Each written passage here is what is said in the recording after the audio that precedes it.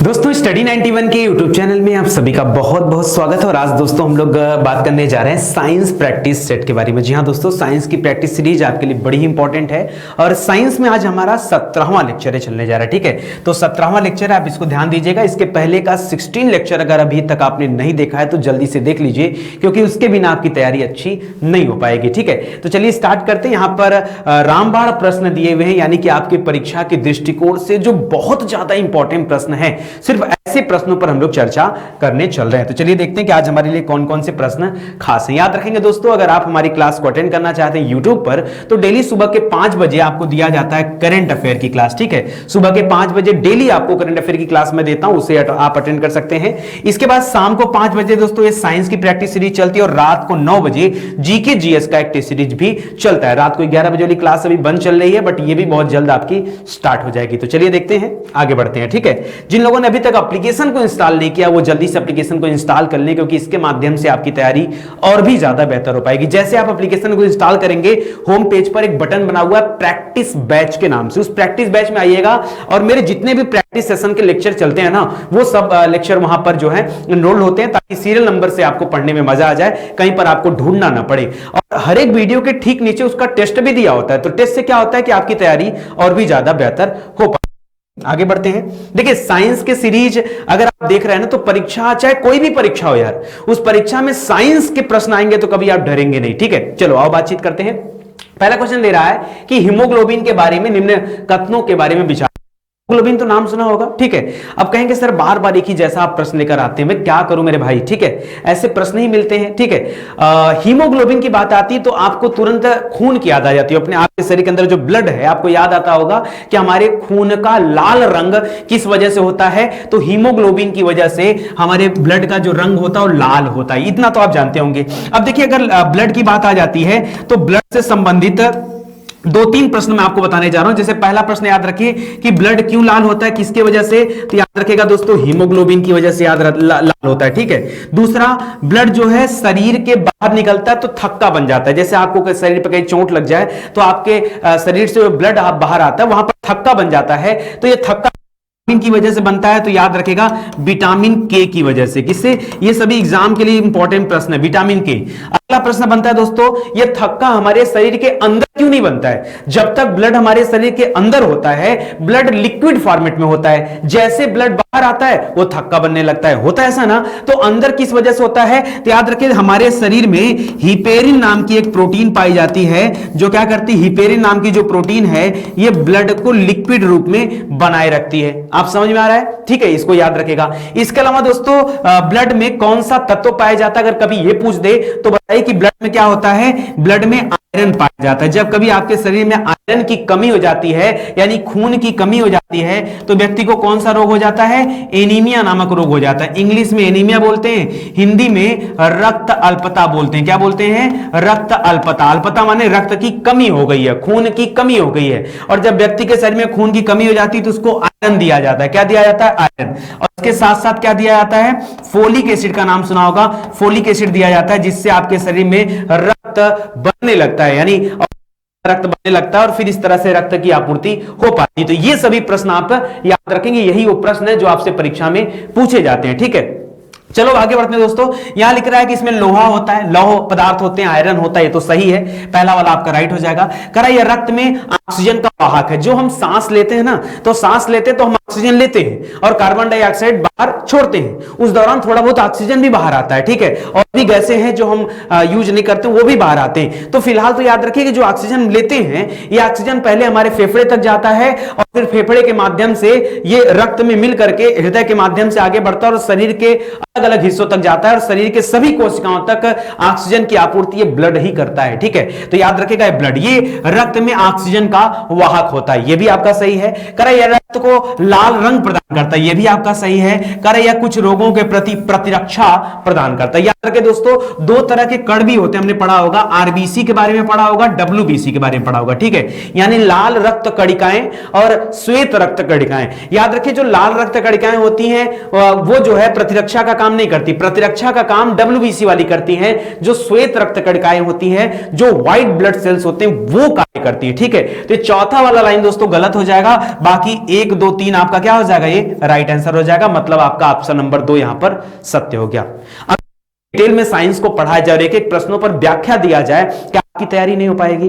अरे आपकी तैयारी की पूरी जिम्मेदारी लेता है स्टडी 91। ठीक है, आप आइए और पढ़िए। और स्टडी 91 का आप लुत्फ तब उठा पाएंगे दोस्तों जब आप क्या करेंगे, स्टडी 91 का यूट्यूब चैनल, जितने प्रोग्राम है आपको सब देखना पड़ेगा, केवल यूट्यूब के भरोसे नहीं रहना पड़ेगा। इसके अलावा दो स्टडी 91 की वेबसाइट है, और वेबसाइट भी ज्यादा इंपॉर्टेंट है स्टडी 91 का जो ऐप है। ठीक है, इस सभी के माध्यम से जब आप जुड़ेंगे तब आपकी तैयारी हो पाएगी। या जो हमारा का टेलीग्राम ग्रुप है उसको भी ज्वाइन करिए। क्यों? क्योंकि मान लीजिए इनकेस आपको नोटिफिकेशन नहीं जाता है तो यहां से आपको नोटिफिकेशन मिल जाएगा। ठीक है, चलो आगे देखते हैं। कह रहा है कि निम्नलिखित में से कौन अल्पता से संबंधित है? अल्पता, अभी अभी हमने पढ़ा रक्त अल्पता यानी खून की कमी, जब शरीर में लोहे की मात्रा में कमी। अच्छा, लोहे की मात्रा मिलेगी कहां से? आप कहोगे सर आयरन मिलेगा कहां से? आयरन खाना शुरू कर दें? हाँ, आयरन खाइए। तो क्या करें सर, कौन सा बताइए, कुछ लोहा हुआ के मिले खा जाए? नहीं, ऐसा नहीं होता है हरी पत्तेदार सब्जियों से। किससे मिलता है? हरी पत्तेदार, ऐसी सब्जियां जो हरी हैं और जिसमें पत्ते हैं, उनसे क्या मिलता है? आयरन मिलता है। जैसे सबसे ज्यादा आयरन मिलता है दोस्तों, आपने पालक का नाम सुना होगा। ठीक है, पालक कुछ लोगों ने नहीं सुना होगा या बड़ा नहीं पसंद होता कई लोगों को, लेकिन पालक हो गया, चौराई हो गया, मेथी हो गया, ये सब हरी पत्तेदार सब्जियां हैं जहां से शरीर में ब्लड की आपूर्ति हो पाती। इसके अलावा और भी ऑप्शन है, जैसे अनार का जूस आप ले लेते हो, या फिर प्रोटीन बढ़ाने के लिए आप दाल का पानी पीते हैं, या फिर मौसम्बी का जूस ले लेते हो, वो सब अदर ऑप्शन है। लेकिन जो है डायरेक्टली जो है आपको देखने के लिए मिलता है क्या? आयरन। तो देखिए, करे गुर्दा क्षति और पेशी लकवा नहीं यार, ये रक्त अल्पता से थोड़े संबंधित है। लो ब्लड प्रेशर अगर लो, बीपी रक्तचाप यानी रक्त माने ब्लड और चाप माने प्रेशर, यानी लो ब्लड प्रेशर। अगर ब्लड प्रेशर लो हो जाता है तो व्यक्ति क्या हो जाता है? बेहोशी, मूर्छा की हालत में आ जाता है। उसको जल्दी जल्दी नमक पानी का घोल दिया जाता है, क्योंकि नमक क्या करता है, नमक पानी जो होता है वो फिर से व्यक्ति को क्या करता है, ये शरीर में जो लो ब्लड प्रेशर बन जाता है उसको फिर से मेंटेन करने का काम करता है। ठीक है, तो ये भी एक अलग हो गया। यहां पर रक्त अल्पता हो जाएगा। देखिए यहां पर संधि विच्छेद करिए, रक्त मतलब रक्त धन अल्पता, रक्त धन अल्पता। ठीक है, ये दीर्घ संधि हो गया यहाँ पे अ मिलकर के, तो रक्ताल्पता हो गया, इसको याद रखेगा। यहाँ पर ऑप्शन नंबर 3 आपका राइट आंसर हो जाएगा। बाकी जोड़ों का दर्द दोस्तों, वो जब कभी आपके घुटनों में यूरिक एसिड का जमा हो जाता है तब जोड़ों का दर्द शुरू होता है, या इसको हम गठिया नामक रोग भी बोलते हैं। जहां जहां दो हड्डियों का मिलन होता है वहां गांठ होता है। ये भी गांठ है, ये भी गांठ है। जब आदमी का एक एक गांठ दर्द करने लगे तो जान लो उसके गठिया रोग हो गया है, यानी उसके शरीर में यूरिक एसिड का जमाव बहुत ज्यादा मात्रा में हो गया है। तो यहां पर अच्छा, ये लो ब्लड प्रेशर देना दोस्तों ये गलत है। ठीक है, यहां पर क्या हो जाएगा? राइट आंसर हो जाएगा रक्त अल्पता। कभी देखा मत करिए, सब मत परेशान होइए। ठीक है, क्या उत्तर दे रहा है, क्यों उत्तर दे रहा है, हो गया होगा। ठीक है, फिलहाल जान लीजिए रक्त अल्पता कह रहा है इसमें हृदय की संकुचन की संख्या और तीव्रता दोनों में कमी आ जाती है। भाई जो अच्छा, ये हृदय का काम क्या होता है? पंप करता है ना, ये पंप करता है, और पंप करता है तो ब्लड क्या होता है, शरीर के अलग अलग हिस्सों में पहुंचता है। जब ये धीरे पंप करेगा, अरे जब मोटर धीरे चलेगा तो पानी चढ़ेगा टंकी में? नहीं सर, धीरे चलेगा तो धीरे चढ़ेगा, तेज चलेगा तो तेज चढ़ेगा, बस वैसा ही होता है। ठीक है, तो जब कभी लो ब्लड प्रेशर हो जाता है, इसका मतलब रक्त के हृदय के संकुचन, यानी जो हृदय की क्षमता है जो 1 मिनट में लगभग 72 से 80 बार तक धड़कता है, वो धड़कना कम हो गया है। ठीक है, वो 30-40 बार तक आ जाता है, तो मशीनें लगाई जाती हैं। ठीक है, कह रहा है कि धमनियां फैल जाती हैं। अब जाहिर सी बात है, जब संकुचन की संख्या में कमी आ जाएगी तो भी कमी आ जाएगी, क्योंकि दबाव कम बनेगा ना। जब दबाव बनता है तो चीजें चलती हैं तेजी से। कह रहा है ऐसा होता है पोटेशियम की कमी के कारण, पोटेशियम देने से फिर उसको थोड़ा राहत हो जाता है। चलो आगे बढ़ते हैं। औषधि वितरण में काम आने वाले खाली संपुट बने होते हैं। चलो बताओ, ये अपने आप में डिफिकल्ट प्रश्न है, मुझे पता है, मुझे पता है। आप हैरान परेशान हो रहे हो कि सर ये कैसा प्रश्न, हमने तो देखा नहीं। ठीक है ना यार, जो नहीं देखे अगर उस पर चर्चा हो तो और भी ज्यादा अच्छी बात है।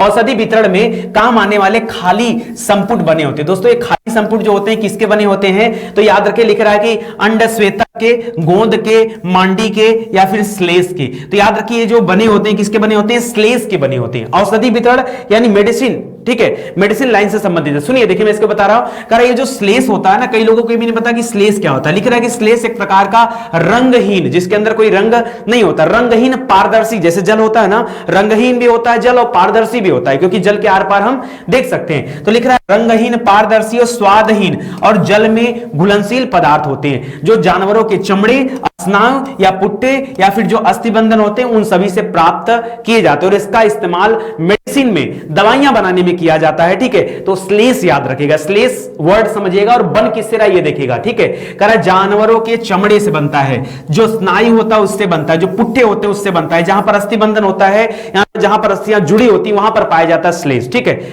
करा इसका उपयोग भोज्य सामग्री, फोटोग्राफी इत्यादि में होता है। औषधि वितरण में काम आने वाले खाली संपुट इसी श्लेष के बने होते हैं। चलो, ये और भी ज्यादा मजेदार क्वेश्चन है। ये प्रश्न तो हर आपके सिविल की परीक्षा में पूछा जाता है। जो लोग भी पीएससी का एग्जाम देते होंगे उन्होंने कभी न कभी ये प्रश्न जरूर देखा होगा। ठीक है, जरूर देखा होगा और आगे भी देखते रहेंगे। क्यों? क्योंकि यार खोज बहुत ज्यादा तो हो नहीं रहा, बहुत लिमिटेड है, हर विषय का अंत है, बहुत ज्यादा विषय नहीं है। आप लगातार पढ़ोगे तो आपको लगेगा। चलो, इसमें जो सबसे आसान है दोस्तों वो है आयोडीन। हम पढ़ते हैं दोस्तों आयोडीन की कमी से व्यक्ति को घेघा नामक रोग होता है और ये रोग गले में होता है। गले में एक ग्लैंड पाई जाती है, इसका नाम है थायराइड ग्लैंड। क्या नाम है? Thyroid gland. उसी से थायराइड का श्रावण होता है। तो याद रखें दोस्तों, यहां पर आयोडीन जो है ये आके टच हो जाएगा किससे? थायराइड ग्रंथि की सक्रियता से। ठीक है, आयोडीन 131 किससे संबंधित है? ये थायराइड ग्रंथि की सक्रियता से संबंधित है। ठीक है, एक तो सिंपल हो गया। कोबाल्ट, कोबाल्ट 60, क से कोबाल्ट और क से कैंसर याद रखेगा। ठीक है, कोबाल्ट 60 जो रेडियो समस्थानिक है, इसका प्रयोग किसके सूचक के लिए होता है? कैंसर की जानकारी प्राप्त करने के लिए इसका इस्तेमाल किया जाता है। ठीक है, इसको याद रखेगा। बाकी सोडियम 24 दोस्तों ये हो जाएगा रक्त व्यतिक्रम। ठीक है, और आर्सेनिक जो होता है ये ट्यूमर की जांच में इसका काम आता है। ठीक है, तो यहां पे मैच करा दिया गया, क्या हो जाएगा? 3, 4, 1 और 2।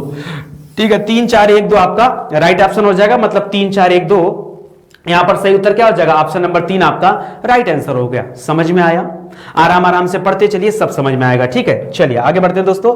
अगला देखिए दे रहा है निम्नलिखित में से कौन जैव उर्वरक क्या होता है? ठीक है, उर्वरक होता है, उर्वरक। ठीक है, ऐसे लिखा जाएगा, वर्तनी सुधार कर लीजिए। कह रहा है निम्नलिखित में से कौन जैव उर्वरक के रूप में प्रयुक्त होता है? जैव उर्वरक। देखिए आजकल दो तरह के उर्वरक होते हैं, या तो जैव होता है, या तो जैव उर्वरक होता है, या तो रासायनिक उर्वरक होता है। जैव और रासायनिक, और दोनों का इस्तेमाल दोस्तों कहां पर किया जाता है? खेतों में किया जाता है। अब धीरे धीरे मनुष्य जागरूक हो रहा है और लोग जैविक खादों से बनी हुई चीजों का इस्तेमाल करना चाह रहे हैं। क्यों? क्योंकि ये जो चीजें होती है थोड़ी महंगी तो होती हैं, लेकिन इसमें हानिकारक रासायन नहीं पाए जाते हैं। ठीक है, और जो रासायनिक खाद होते हैं उसमें बहुत सारे रासायन का इस्तेमाल किया जाता है, इसलिए वो बड़ा नुकसानदायक होता है। ठीक है, तो धीरे धीरे लोग जैविक खेती की तरफ भाग रहे हैं। आप देख रहे होंगे सिक्किम जैसे देश बहुत बड़े पैमाने पर जैविक खेती के लिए तैयार हो चुके हैं। भारत सरकार भी इस पर अपना सपोर्ट दे रही है कि ज्यादा से ज्यादा जैविक खेती हो। तो याद रखें दोस्तों, यहां पर जैव उर्वरक की बात कर रहा है। तो जो एजोला का नाम सुना होगा आपने, एजोला बैक्टर का नाम सुना होगा, नीलहरी शैवाल का नाम सुना होगा, राइजोबियम का नाम सुना होगा, अल्फा का नाम सुना होगा। ये सभी एक जैसे होते हैं। ठीक है, ये सभी क्या होते हैं? ये सभी जैव क्या होते हैं?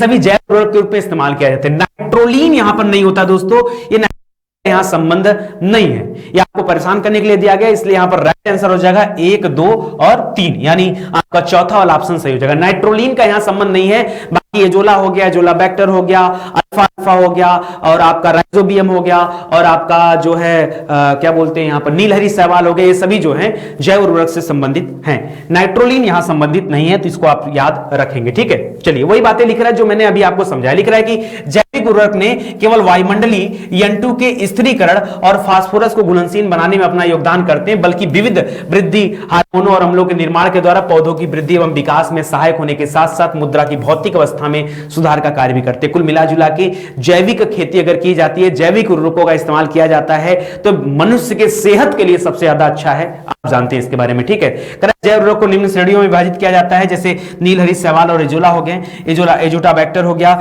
एजोडो ये सभी एक जैसे नाम है। एजोला हो गया, राइजोबियम हो गया, अल्फा हो गया, सभी तथ्य आप याद रखेगा। नाइट्रोलीन यहां पर नहीं होगा।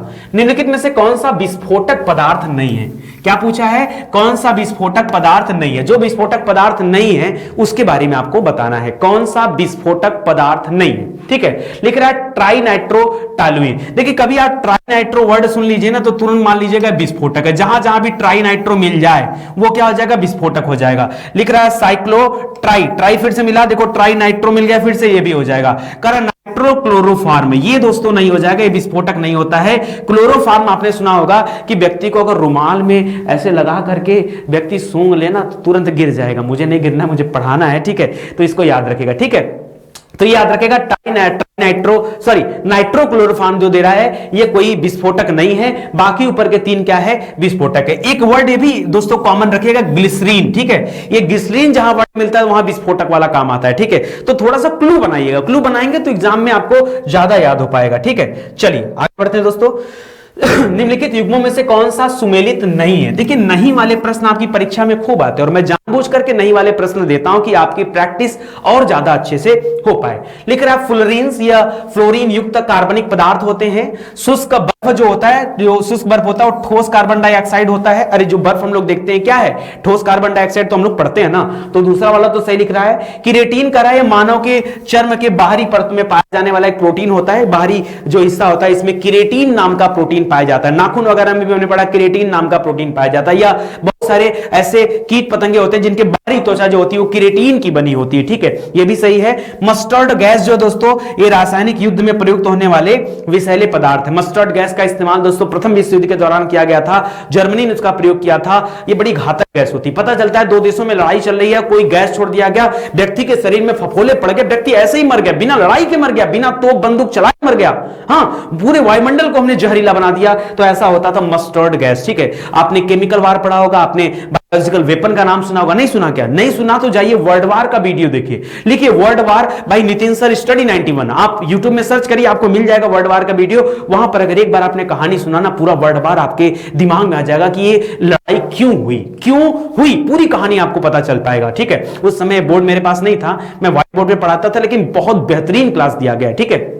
यहां पर राइट ऑप्शन हो जाएगा दोस्तों फुल्लीन्स। याद रखेगा फुल्लीन से फ्लोरीन युक्त कार्बनिक पदार्थ नहीं होते या यौगिक नहीं होते हैं। तो यहां पर ऑप्शन नंबर 1 हो जाएगा, बाकी चीजें सही दे रही हैं। 8वां देखिए कथन कार्ड दे रहा है, कह रहा है ऊनी वस्त्र हमें गर्म रखते हैं। जाहिर सी बात, ठंडी का समय आ रहा है, ठीक है, और ऊनी कपड़े हमें क्या करते हैं, हम गर्मी प्रदान करते हैं, हमें गर्म रखते हैं। कारण दे रहा है क्यों गर्म रखते हैं, लिख रहा है ऊनी रेसे एक विशेष प्रकार के प्रोटीन के बने होते हैं। बात तो सही कि ऊनी रेसे बने किसके होते हैं, प्रोटीन के। कह रहा है जो उष्मा के कुचालक होते हैं, लेकिन प्रोटीन का कोई संबंध दोस्तों उष्मा की कुचालकता या सुचालकता से नहीं है।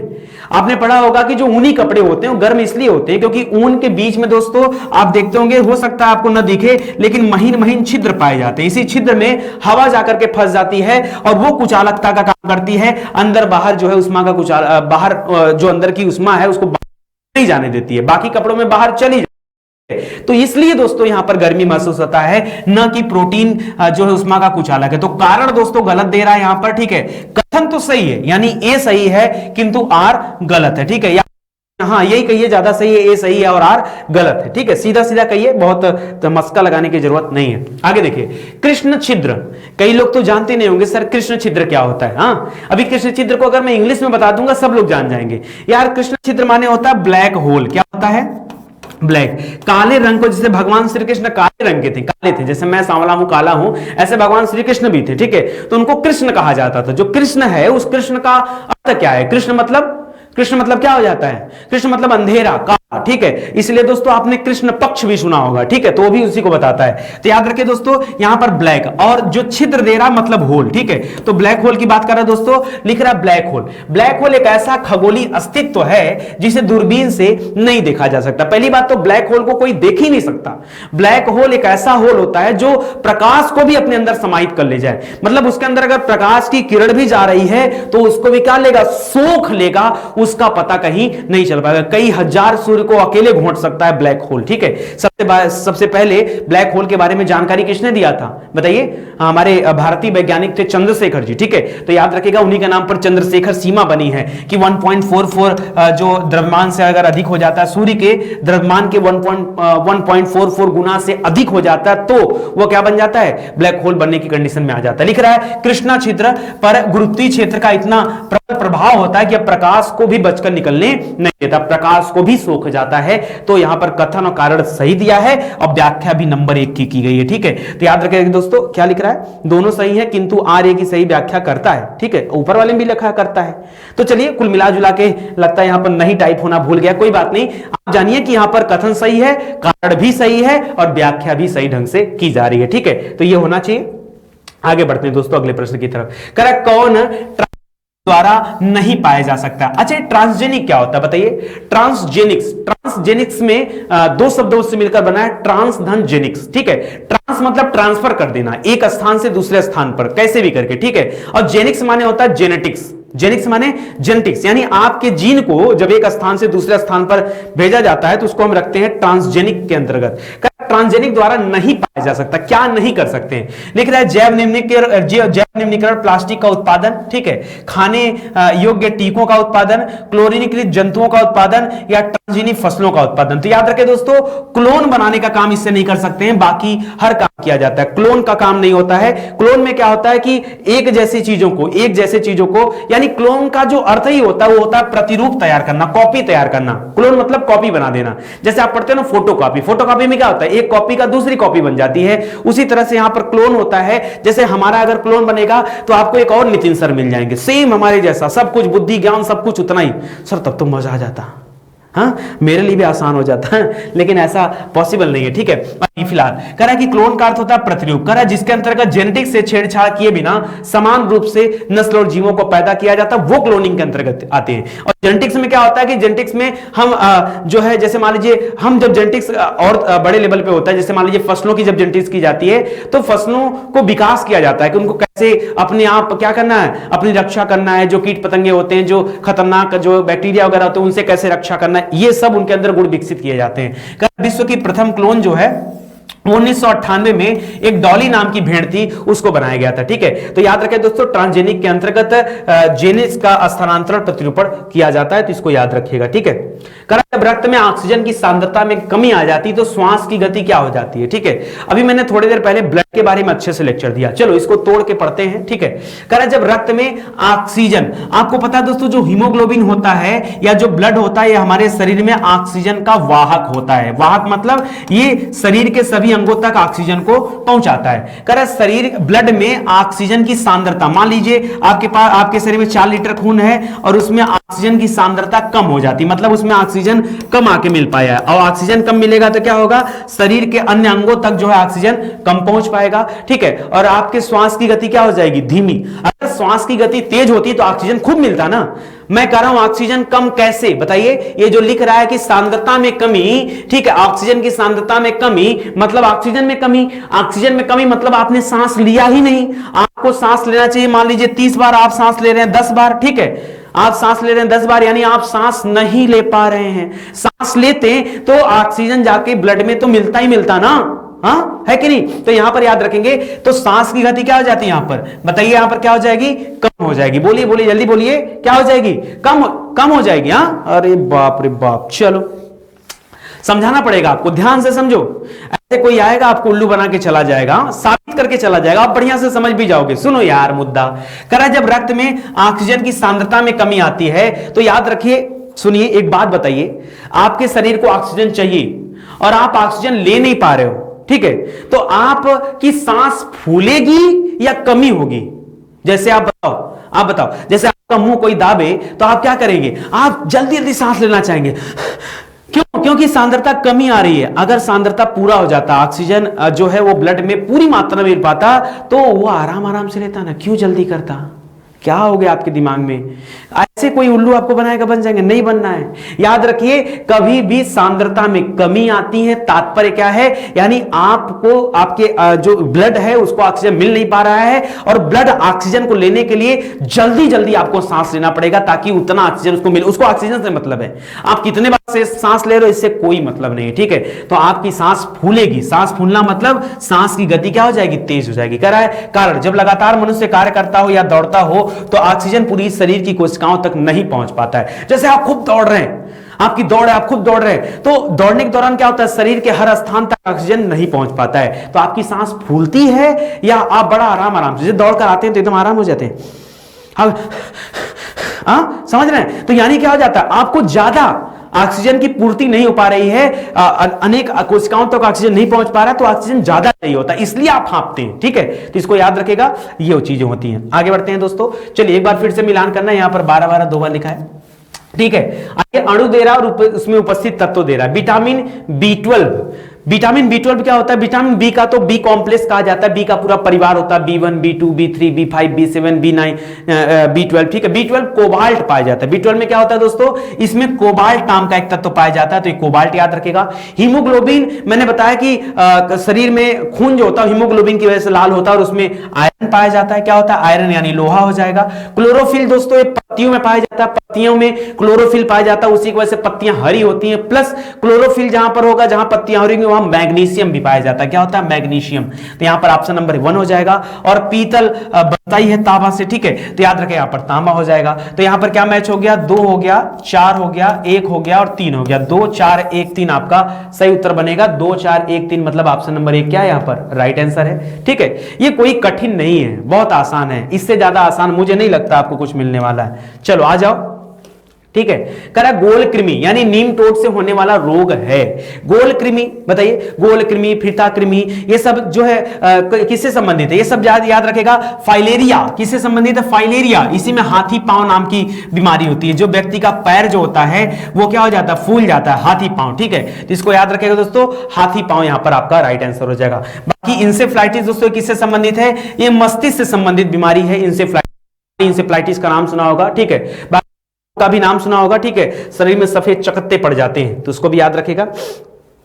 चलिए, करा थायमीन है। थायमीन किसे कहते हैं बताइए? विटामिन सी क्या होता है? ये तो स्कॉर्बिक एसिड हो जाता है, ठीक है। और विटामिन B2 B6 और B1, बताइए थायमीन क्या होता है? विटामिन, अगर मैं थायमीन की बात करूं तो थायमीन की कमी से आपके मुंह के अंदर मुहासे नहीं, क्या बोलते हैं उसको? छाले पड़ जाते हैं। क्या पड़ जाते हैं? छाले पड़ जाते हैं। या आपने कभी देखा होगा कि आपके होठ के किनारे फटने लगते हैं, तो यहां पर आ जाता है, यहां पर हो जाएगा विटामिन B1। क्या हो जाएगा? विटामिन B1, ये होता है थायमीन। एक बार देख लेते हैं, विटामिन B1 को थायमीन कहा जाता है, विटामिन B2 को राइबोफ्लोविन कहा जाता है, B6 को पायरिडाक्सिन कहा जाता है, B7 को निकोटीन कहा जाता है, B12 को कोबैलामिन कहा जाता है, विटामिन सी को स्कॉर्बिक एसिड कहा जाता है, विटामिन डी को कैल्सीफेरॉल कहा जाता है, विटामिन ई को टोकोफेरॉल कहा जाता है, विटामिन ए को क्या बोलते हैं जल्दी बताइए? रेटिनॉल कहा जाता है। क्या कहा जाता है? रेटिनॉल। तो ये सभी तथ्य आप याद रखिए। कि सर ने बताया नहीं। देखिए, प्रैक्टिस बैच किस नाम का है? प्रैक्टिस बैच का काम ही है क्वेश्चन पर प्रैक्टिस। अब पूरी यूट्यूब पर हजारों लोग पढ़ा रहे हैं, लेकिन प्रैक्टिस किस लेवल की होनी चाहिए वो नहीं पता है, ठीक है। आसान प्रश्नों पर प्रैक्टिस करेंगे तो आपका कोई फायदा नहीं। मैं बार बार बोलता हूं, आप उन्हीं प्रश्नों पर प्रैक्टिस करिए जो आपके एग्जाम पॉइंट ऑफ व्यू से इंपॉर्टेंट हो। गति प्रेरक का कार्य होता है, अभी थोड़ी देर पहले दोस्तों चर्चा किया था, लेकिन गति प्रेरक वर्ड इस्तेमाल मैंने नहीं किया। गति प्रेरक मतलब मान लीजिए आपका हार्ट स्लो काम करने लगा। हार्ट का क्या होता है दोस्तों? कम से कम 72 बार धड़कना चाहिए, 72 से 80 बार। मान लीजिए ये घट करके क्या हो गया? 30-40 के आसपास आ गया, तो यार अब ऐसा तो है नहीं। अब देखो 30-40 के आसपास आ गया तो क्या होगा? अब आपका हार्ट जो होता है पंप करता है, तो ही शरीर के अन्य भागों तक ऑक्सीजन पहुंच पाता है। ब्लड के साथ जो ऑक्सीजन होता है वो तभी पहुंच पाता है। अगर पंपिंग स्लो कर देगा तो क्या ऑक्सीजन पहुंच पाएगा? बताइए, क्या ऑक्सीजन पहुंच पाएगा? और अगर ऑक्सीजन नहीं पहुंच पाएगा तो व्यक्ति की सांस फूलेगी। सांस फूलेगी तो व्यक्ति तेज तेज से सांस लेगा, और सांस लेके क्या करेगा? उसका हार्ट तो पंप कर नहीं पा रहा है, ठीक है। तो ऐसे में व्यक्ति को किसकी जरूरत पड़ेगी? गति प्रेरक की जरूरत पड़ेगी। गति प्रेरक क्या करता है? ये जो 30 से 40 स्पीड है ना, इसको बढ़ा करके क्या करता है? फिर से कोशिश करता है कि 72 से 80 पर मेंटेन हो जाए। तो कह रहा है यह हृदय स्पंदन को कम करता है? नहीं, यह हृदय स्पंदन को समन्वित करता है, यह हृदय स्पंदन को बढ़ा देता है, यह हृदय में रुधिर का प्रवाह है। देखिए, रुधिर से कोई लेना देना नहीं है, आप खाली स्पीड बढ़ा दो ना, वो सारा काम खुद कर लेगा। तो अच्छा कि घटाएगा? देखिए, गति प्रेरक जो होता है वो दोनों काम करता है। जब जरूरत होगी बढ़ाने की बढ़ाएगा, जब जरूरत होगी घटाने की तो घटाएगा। पता चला आपका धड़कन बढ़ गया, धक धक धक धक धक धक धक धक धक, वो पता चला 100-150 बार धड़क रहा है, तो पंपिंग उतनी तेज होने लगी, जलने का चांस होगा ना, तो ऐसे हाल होता है। तो ये समंजित करता है। क्या करता है? समंजित करता है। समंजित करने का तात्पर्य क्या दोस्तों? वो मेंटेन करता है, ठीक है। तो इसको याद रखिएगा। आगे बढ़ते हैं। करेक्ट 2,4-D क्या है बताइए? वो गलत नहीं लिखा, वो सही लिखा है 2,4-D। इसको नाम ही बोलते हैं 2,4-D। ये 2,4-D होता क्या है? एक कीटनाशक है, एक विस्फोटक है, एक कवकनाशी है, या खरपतवारनाशी। आपने कई बार एग्जाम में देखा होगा, और यहां पर राइट आंसर हो जाएगा दोस्तों खरपतवारनाशी। 2,4-D क्या है? ये खरपतवारनाशी है, तो आप इसको भी याद रखिएगा, इंपॉर्टेंट आपके लिए। चलिए आगे बढ़ते हैं। गेहूं तथा गन्ना आदि फसलों में खरपतवार का नाश करने के लिए इसका इस्तेमाल किया जाता है। ठीक है, कह रहा है कि निम्नांकित कथनों पर विचार कीजिए। कराइए, विचार तो कभी से किया जा रहा है, लेकिन एक प्रदूषण मुक्त वाहन ईंधन है। अच्छा, सीएनजी ईंधन चलित बसों का चलाना भारत के मेट्रोपॉलिटन शहरों के लिए संस्तुत है। हाँ, अगर बात करते हैं दोस्तों बड़े बड़े मेट्रो शहरों की, जैसे दिल्ली, मुंबई, कलकत्ता, तो वहां आज भी सीएनजी वाहन चल रहे हैं। अगर मैं मुंबई की बात करूं तो दिल्ली की बात करूं तो दिल्ली में 2004 से सीएनजी वाहन जो है चलाए जा रहे हैं। सीएनजी का फुल फॉर्म क्या होता है बताइए, पहले बताइए। सीएनजी थोड़ा सा टॉपिक से हटके लेकिन परीक्षा के लिए इंपॉर्टेंट है। सीएनजी का फुल फॉर्म क्या होता है बताइए। सी माने जाता है कॉम्प्रेस्ड, एन माने जाता है नेचुरल, जी माने जाता है गैस। ठीक है, कॉम्प्रेस्ड नेचुरल गैस। अच्छा, जो एलपीजी दे रहा है इसमें क्या होता है, तो एलपीजी का हो जाता है दोस्तों लिक्विड, पी माने पेट्रोलियम, जी माने गैस। ठीक है, तो लिक्विड पेट्रोलियम गैस। कथन में लिख रहा है कि एलपीजी एक प्रदूषण मुक्त वाहन गैस है। एक शब्द देखो, वाहन ईंधन। ठीक है, कराइए वाहन ईंधन है। क्या वाहनों में कहीं ऐसा लिखा हुआ है कि एलपीजी सिलेंडरों का इस्तेमाल करना चाहिए? हम लोग अपने वजह से इस्तेमाल करते हैं। एक्चुअली में एलपीजी का इस्तेमाल नहीं करना चाहिए यार। एलपीजी बहुत खतरनाक होता है। एलपीजी जो है घर में खाना बनाने के लिए रखा गया है, वो गाड़ी के लिए नहीं है। गाड़ी के लिए सीएनजी है। एलपीजी कोई वाहन ईंधन गैस है ही नहीं। वाहन ईंधन के रूप में इसका इस्तेमाल करना सही नहीं है। ठीक है, तो यहां पर हमको एलपीजी नहीं चाहिए था, यहां पे हमको सीएनजी चाहिए था। अगर सीएनजी लिखा होता, ठीक है, तो शायद जो है चीजें सही रहती। सीएनजी। ठीक है, तो पहला वाला कारण गलत हो गया, सॉरी कथन गलत हो गया। कारण लिख रहा है कि सीएनजी ईंधन वाले जहां पर चलाए जा रहे हैं, ये मेट्रोपॉलिटन शहरों में जो है इसको संस्तुत किया गया। तो ये कारण तो सही दे रहा है, कारण मतलब कि आर वाला सही है, लेकिन ये वाला गलत है। ठीक है, ये गलत है परंतु आर सही है, यहां पर ऐसा उत्तर बन जाएगा। ठीक है, तो ऑप्शन नंबर 4 आपका राइट आंसर हो जाएगा। आगे बढ़ते हैं दोस्तों। और वैसे भी लिख रहा है दोस्तों कि एलपीजी में आपने पढ़ा होगा ब्यूटेन और प्रोपेन का मिश्रण होता है। किसका? ब्यूटेन और प्रोपेन का मिश्रण होता है, साथ ही साथ मीथेन भी गैस भी होती है। एलपीजी कभी अगर लीक करती है तो हमको एक अजीब सी गंध महसूस होती है। गंध किस वजह से होती है? तो मिथाइल मरकैप्टन का नाम सुना होगा। किसका नाम सुना होगा? Methyl mercaptan. ठीक है दोस्तों, ये सभी याद रखिए, ये परीक्षा के लिए बहुत इंपॉर्टेंट है, बहुत ज्यादा इंपॉर्टेंट है। और घरों में जिससे खाना बनाते हैं वो है एलपीजी गैस, और गाड़ियां जिससे चलती हैं होता है CNG gas, compressed natural gas. ठीक है, चलिए आगे बढ़ते हैं। नाभिकीय रिएक्टर और परमाणु बम में अंतर है कि? नाभिकीय रिएक्टर और परमाणु बम, दोस्तों परमाणु बम अगर आपने छोड़ दिया मतलब है तो नाभिकीय विखंडन पर काम करता है, और परमाणु रिएक्टर मतलब जहां बिजली पैदा किया जाता है वहां भी इसका इस्तेमाल होता है। लेकिन जहां पर नाभिकीय रिएक्टर होता है वो नियंत्रित होता है। क्या होता है? वह नियंत्रित होता है। और जो परमाणु बम होता है वह अनियंत्रित होता है। क्या होता है? वह अगर नियंत्रित होता, कंट्रोल किया जा सकता, तो नुकसान किस बात का होता? ठीक है, तो नाभिकीय रिएक्टर में उसी तरह के न्यूक्लियर प्रोसेस होते हैं, लेकिन वो कंट्रोल किए जाते हैं। कंट्रोल हो जाते हैं तो उसको सही दिशा में इस्तेमाल कर लेते हैं, बिजली बना लिया जाता है उससे। ठीक है, तो यहां पे याद रखेंगे, पढ़ते हैं इसके बारे में। कारण नाभिकीय रिएक्टर में कोई श्रृंखला अभिक्रियान्वित नहीं होती है। अरे यार ऐसा क्यों कर रहे हो? नहीं होगी तो कैसे उत्पादन होगा बिजली का? और परमाणु बम में होती, पहला तो गलत हो गया। नाभिकीय रिएक्टर में श्रृंखला का अभिक्रियान्वयन नियंत्रित होता है, ये तो बहुत अच्छी लाइन दे रहा है ना। तीसरा लाइन पढ़िए, नाभिकीय रिएक्टर में श्रृंखला का अभिक्रियान्वयन नियंत्रित नहीं होता है, गलत दे रहा है। नियंत्रित होता है, क्योंकि नियंत्रित नहीं होगा तो बिजली का प्रोडक्शन नहीं हो पाएगा। समझ रहे हैं कि नहीं? नहीं समझ में आया तो कमेंट करके बताया करिए कि सर नहीं समझ में आया। देखिए एक निवेदन है दोस्तों, बहुत ईमानदारी से पढ़ाया जा रहा है आप सभी को। अगर आप सभी को लगता है कि स्टडी 91 वाकई हमारी बहुत सहयोग कर रहा है तो दोस्तों हाथ जोड़कर निवेदन है, वीडियो को शेयर करिए, आगे बढ़ाइए। जो भी एडवर्टाइजमेंट आता है उसे पूरा देखने की कोशिश करिए। ठीक है, बस इतना सा निवेदन है और ध्यान दीजिएगा। ठीक है, चलिए आगे बढ़ते हैं। परमाणु बम नाभिकीय संलयन पर नहीं, नाभिकीय संलयन वर्ड गलत लिख दिया। नाभिकीय संलयन पर परमाणु बम काम नहीं करता, नाभिकीय संलयन पर हाइड्रोजन बम काम करता है। कौन सा है? हाइड्रोजन बम काम करता है। ठीक है, नाभिकीय जो परमाणु बम होता है याद रखेंगे नाभिकीय विखंडन पर काम करता है, ये विखंडन पर काम करता है, ना कि संलयन पर। ठीक है, तो इसको भी याद रखेगा। मतलब चौथा भी गलत हो गया, तीसरा भी गलत हो गया और पहला भी गलत हो गया, तो ऑप्शन नंबर 2 यहां पर सही हो जाएगा, क्योंकि यह नियंत्रित होता है। तो यहां पर ऑप्शन नंबर 2 जो है सही हो जाएगा। आगे बढ़ते हैं। मलेरिया तथा डेंगू में निम्नलिखित में से क्या उभयनिष्ठ नहीं है? क्या कॉमन नहीं है वो आपको बताना है। ठीक है, मलेरिया और डेंगू दोस्तों दोनों ही मच्छरों से फैलने वाला रोग है। बताइए, दोनों ही मच्छर से फैलने वाला रोग है, आपको बताना है कौन सा कॉमन नहीं है। लिख रहा है कि ज्वर। ठीक है, किसी को मलेरिया हो जाए चाहे किसी को डेंगू हो जाए, जनरली आप बोलते हैं ना कि यार मलेरिया टाइफाइड हो गया, व्यक्ति को ठंडी लग रहा है, जड़ा बुखार आ रहा है, ठीक है, और तेज बुखार आ रहा है, तो दोनों में ज्वर होता है। डेंगू हो गया तो भी ज्वर होता है, डेंगू में तो प्लेटलेट भी डाउन होने लगता है। ठीक है, मच्छर की काट, दोनों मच्छरों के काटने से फैलता है। मानव की प्रजाति मतलब दोनों मानव में ही पाए जाने वाला रोग है, और मच्छर की प्रजाति, तो बताइए सही क्या है। पूछा क्या कॉमन नहीं है, ठीक है, तो कॉमन पूछा दोस्तों, तो याद रखेगा कॉमन क्या नहीं, मच्छरों की प्रजाति कॉमन नहीं है। क्यों? क्योंकि अगर हम मलेरिया की बात करें और डेंगू की बात करें, तो मलेरिया दोस्तों आपने पढ़ा होगा, मलेरिया होता है एक मादा एनाफिलीज मच्छर होती है, ठीक है, मादा एनाफिलीज, यही पढ़े है ना, मादा एनाफिलीज होती है जो उनके काटने से फैलता है। वहीं हम डेंगू की बात कर दें तो डेंगू किससे फैलता है बताइए, एडिस इजिप्टी आपने पढ़ा होगा, ठीक है, एडिस इजिप्टी, ठीक है, इजिप्टी नाम है, ठीक है, तो याद रखेगा एडिस इजिप्टी के काटने से डेंगू फैलता है, और मादा एनाफिलीज के काटने से मच्छर, ये जो मच्छर होते हैं इनके काटने से आपका क्या मलेरिया नामक रोग होता है, ठीक है, तो इसको भी याद रखेगा, इंपॉर्टेंट है। तो मच्छर की प्रजाति यहां पर आपका राइट आंसर हो जाएगी। देखिए कुछ सीखने को मिला कि नहीं, कुछ अच्छा मिला, कुछ नया मिला, कुछ लगा कि नहीं सर हाँ मुझे फायदा हो रहा है, कुछ बढ़िया टेस्टी। हाँ चलो आगे बढ़ते हैं। सूची 1 को सूची 2 से फिर से मिलाना है।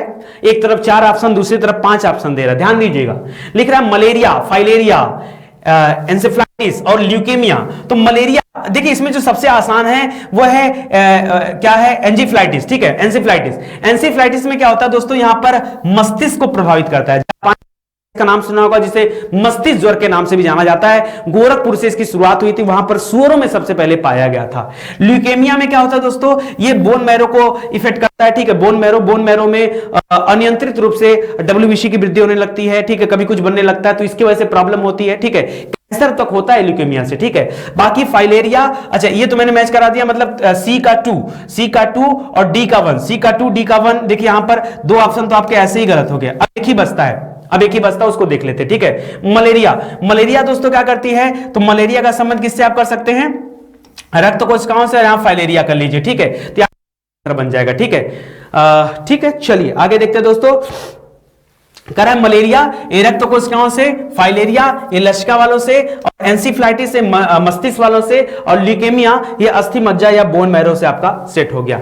निम्नांकित ऊर्जा रूपांतरणों में से किसके द्वारा प्रकाश संश्लेषण की क्रिया संपादित होती है। भाई प्रकाश संश्लेषण करता कौन है, पेड़ पौधे करते हैं, सूर्य, ऑक्सीजन और जल की उपस्थिति में क्या होता है, ये अपना खाना बनाते हैं, जिसको इंग्लिश में फोटोसिंथेसिस कहा जाता है, हिंदी में कहा जाता है, और उस समय प्रकाश ऊर्जा को रासायनिक ऊर्जा में परिवर्तित करते हैं पेड़ पौधे, ठीक है। तो यहां पर पहला वाला ऑप्शन आपका सही हो जाएगा, ये होगा ना, प्रकाश से ताप, ताप से जैव ऊष्मा गति नहीं, प्रकाश से रासायनिक ऊर्जा, क्योंकि यहां प्रकाश संश्लेषण की बात कर रहा है जो पेड़ पौधे के खाना बनाने के अंतर्गत आता है, ठीक है। चलिए, कच्ची चीनी को रंग विहीन करने हेतु जिस चारकोल का प्रयोग किया जाता है वो कौन सा चारकोल होता है दोस्तों। अब तो कम प्रयोग हो गया, शुरुआती समय में बड़ा प्रयोग होता था।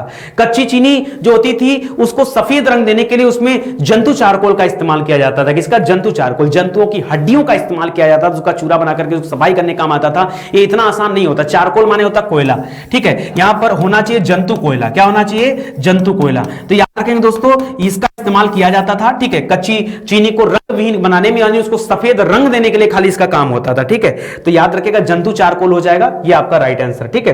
तो पुराने समय में होता था, अब इसका प्रयोग थोड़ा कम हो चुका है। निम्नांकित में से किस से टेप रिकॉर्डर की टेप लेपित रहती है। अब तो ये कम प्रयोग किया जाता है, नहीं तो शुरुआत में टेप रिकॉर्डर में जो टेप आता था, अरे उसमें टेप लगा होता था, ठीक है। अरे आपने ऑडियो वाली कैसेट देखा होगा या वीसीआर वाली कैसेट देखा होगा, वहां पे होता था। तो उसमें दोस्तों क्या लगा होता था, याद रखिएगा फेरोमैग्नेटिक चूड़ लगे होते थे। क्या होता था, फेरोमैग्नेटिक चूड़ लगे होते थे। तो इसको भी थोड़ा ध्यान दीजिएगा।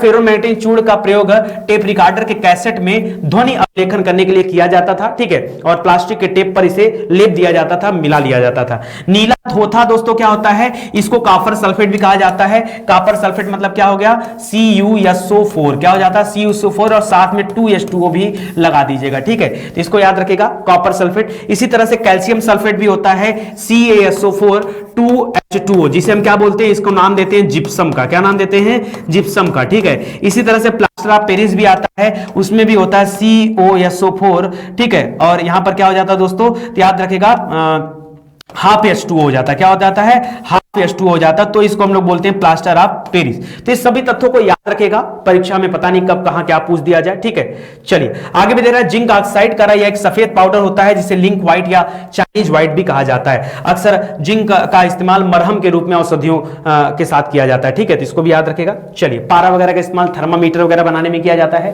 कार के इंजन में नॉकिंग से बचने के लिए निम्न में से कौन सा प्रयोग लाया जाता है, ठीक है। कार नॉकिंग से बचने के लिए, ठीक है, नॉकिंग करा एथिल अल्कोहल, ब्यूटेन या टेट्रा एथिल लेड या फिर श्वेत पेट्रोल, ठीक है दोस्तों। नॉकिंग से बचने के लिए यहां पर टेट्रा एथिल लेड का इस्तेमाल किया जाता है, ठीक है। लेड आपने देखा होगा, कई बार जाते होंगे पेट्रोल है तो वहां पढ़िए, आपको लिखा होगा सीसा रहित पेट्रोल। क्या होता है? सीसा रहित पेट्रोल, ठीक है। तो याद रखिएगा नॉकिंग से बचने के लिए होता है, लेकिन होता बड़ा खतरनाक है, ठीक है।